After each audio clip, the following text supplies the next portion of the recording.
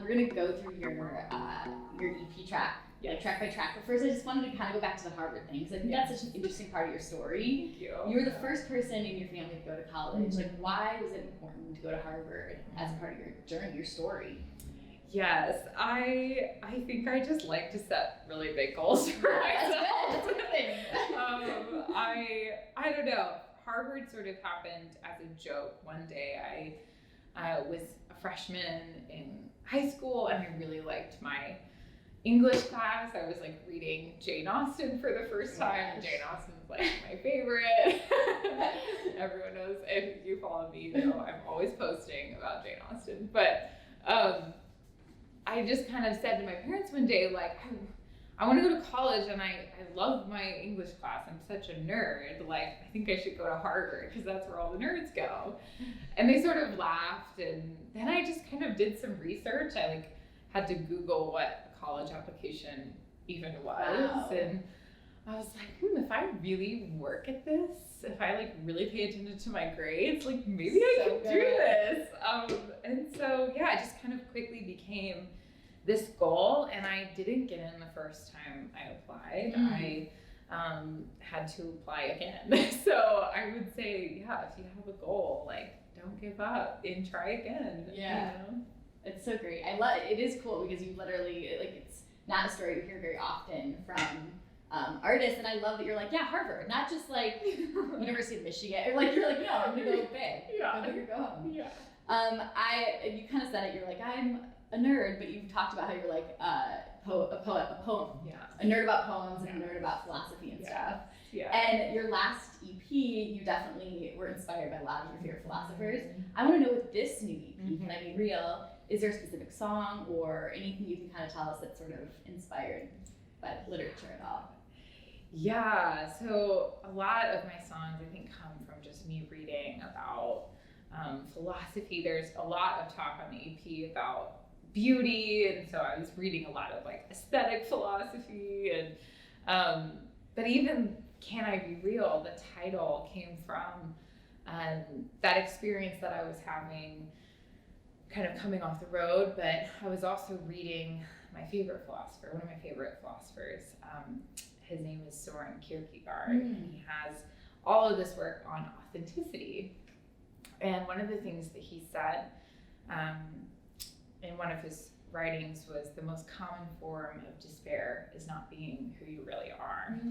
And I could just so see that in my life, just kind of looking over those moments where I was like, I wasn't completely honest in that moment, or I didn't actually show all of my cards, and I probably should have in that moment. And so I took those words with me, and I was like, all right, let's write an EP. So I feel like for me, I can't write anything if I don't have that sort of outside source of inspiration, whether it's philosophy or stories I'm reading, poetry. I just always need that little spark.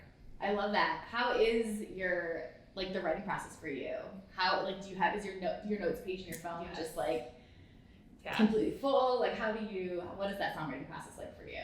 Yeah, it's ever evolving, my songwriting process. I am writing notes in my phone. I've recently started writing just poems, just things that will never really turn into proper pop songs, but though, you do have to probably release a poetry book at some point in your life. Oh my goodness, I know. I'm so inspired by artists who do that, because there've been quite a few of my favorite artists who've done that, and I just think there's something really special about that, because I think it helps you in your own kind of craft, and then it's fun to kind of see a B-side of an artist's process. So, and it's helped me. I think one thing I've learned about creativity during the pandemic is that it's something you always have to be sort of forging in yourself. There are those moments where a song just comes, or you just have that spark of inspiration, but it's also just this thing that as long as you keep doing it, like any other sort of skill, it just gets better and easier and flows. So I've just been trying to write weird poems or anything that just kind of keeps me inspired.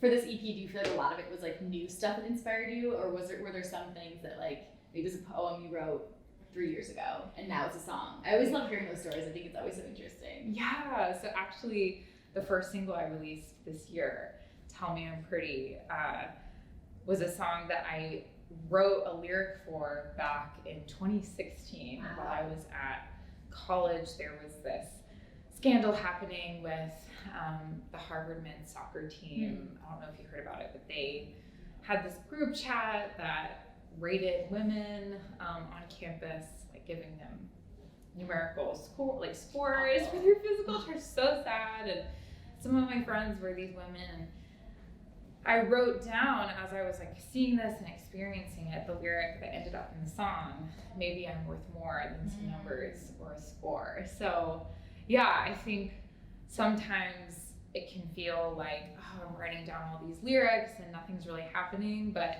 all of that stuff can always turn into songs. And it did for me, and yeah.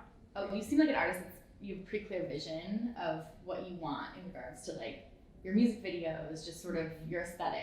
Kind of talk about that. How involved are you in the creative process? Very involved. Yes, it's all kind of my. I'm like, I know the answer to this, but I'm just gonna ask it anyways.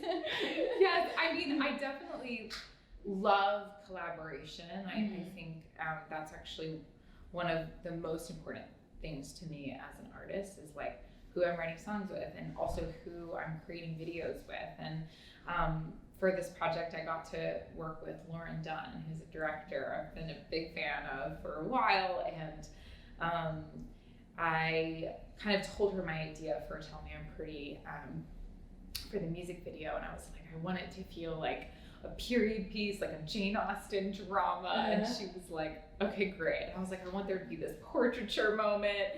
And she was on the other side of the phone. She was like, great. My mom is a French Baroque antique dealer. Perfect. My friend is a painter, like a fine artist. So we'll just do it. And yeah, so I love telling a story with the visuals. I love kind of thinking out of the box.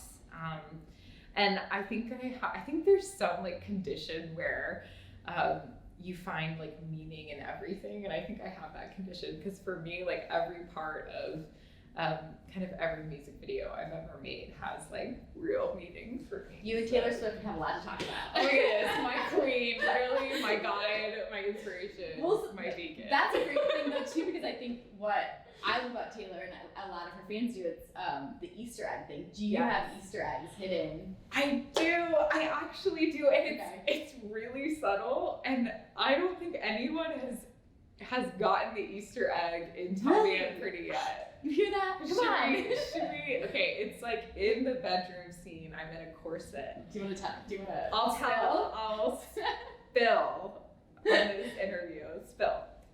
So yeah, I'm in the corset. Sitting in the bed, right? Sitting on the bed. And in the music video, I do this sort of play with like the Baroque, sort of women of history, big thing for me, with kind of juxtaposed with modern women, I do this all through the clothing that we wore in the video. So there were suits and there were corsets. And in the first scene where I'm like in my corset and I'm performing to the mirror, there is something laying on the chair in the video. It is a suit. It's the first suit. It's the suit I'm wearing on my EP cover for the first project. Oh, I just got goosebumps. Yes, so you can check that out. So in the video. Yeah. I love that. So it's really fun. So I can tell by your just like excitement and passion for it that we're going to be seeing a lot more Easter eggs in these videos to come. Yes, for sure. Okay. And just like, those Easter eggs will always have some like philosophical or like deep meaning to them. That's my favorite thing, is to try to really plant a message in the Easter eggs. So get ready. Have you thought of what you're going to do next for the next music video and the Easter eggs that you're going to plant there? Yes. Okay. I always have a plan. So are you like, does this, as far as it being a period piece and the Easter eggs and all that stuff, does that come to you? Is it like in a dream, or is it like when are you most creative in that way? Is it like laying in bed at night, or?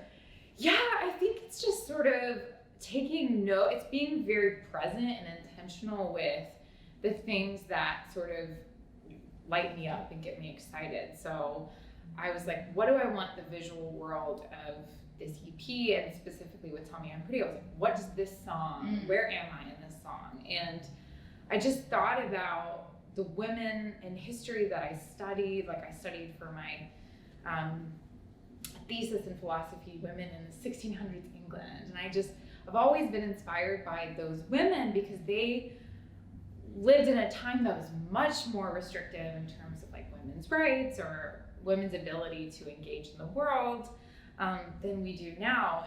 And yet they still made this contribution. And so I just wanted to like really embody that in the video and like put myself in a little bit in their shoes and then just kind of celebrate where women have come in history. And so when I was watching like Pride and Prejudice or something, and I was like, that's the world. So I think for music videos to come, they won't all be period piece music videos, but I just kind of really want to be present with what am I saying in the song and how can I best visually represent this for myself and for fans, for folks who listen.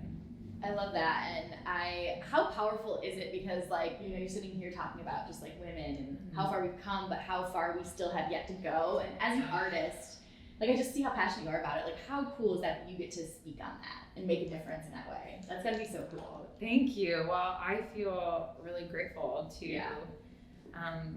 be able to have a platform to think about that and to talk about that and to really just engage people in conversation about what does this mean. And you know, I don't sit down to like write female empowerment songs. I think it's just because I'm a woman and this is what I'm thinking about, and I just keep writing songs about it. So I'm gonna keep writing until you know, those songs don't come anymore. If they do, awesome.